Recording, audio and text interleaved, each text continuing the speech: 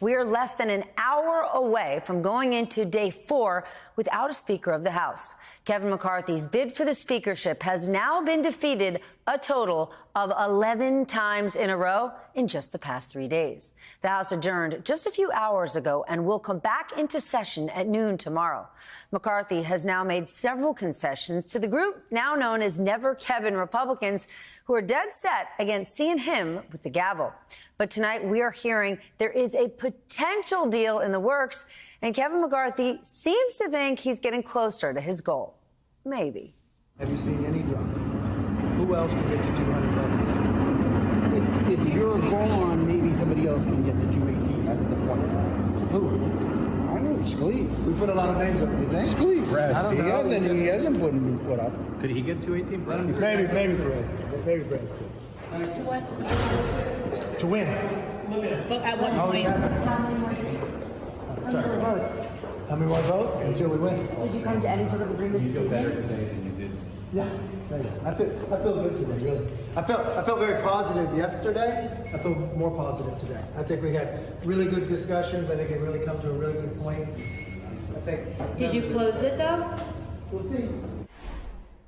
Confidence is key, I guess. Let's get straight to the news on Capitol Hill with my dear friend and correspondent, Ali Vitale.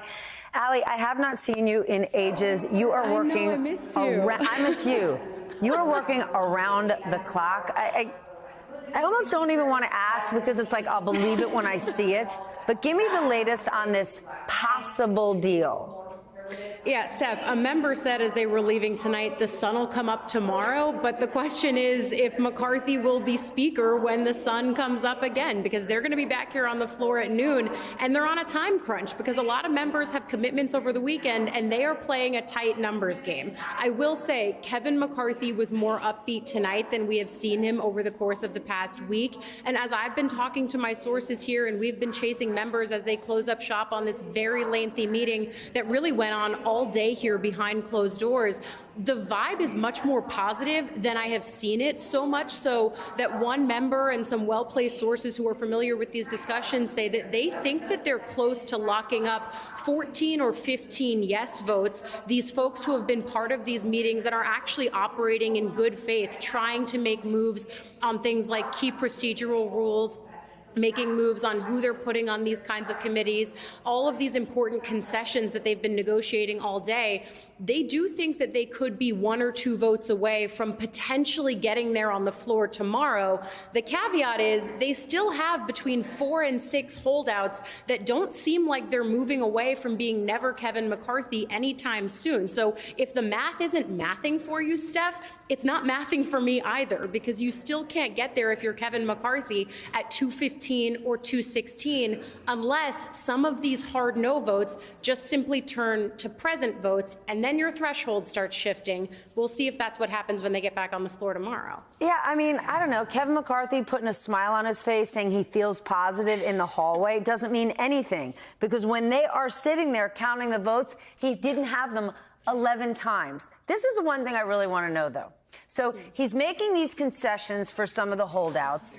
Clearly, he didn't want to make these concessions days ago or weeks ago. How is this playing with moderate Republicans who have been voting with him in the beginning? They can't feel very good about what he's given up now.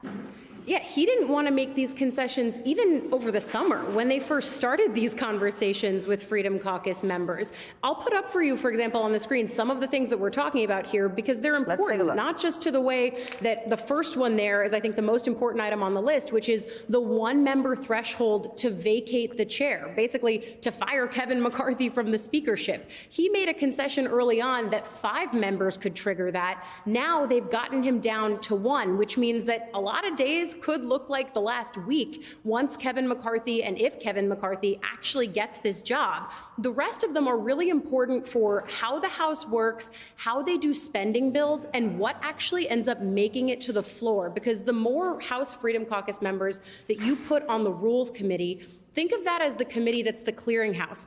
for everything that goes to the House floor. They have to do a vote out of the Rules Committee before anyone in the full body gets to vote on it. That's a really important concession here, and one that for conservatives who want to see curbed spending, who might not want to negotiate on things like the debt ceiling and government funding, it's really important to see who they end up putting in those slots now that they've negotiated that more Freedom Caucus members are going to be there.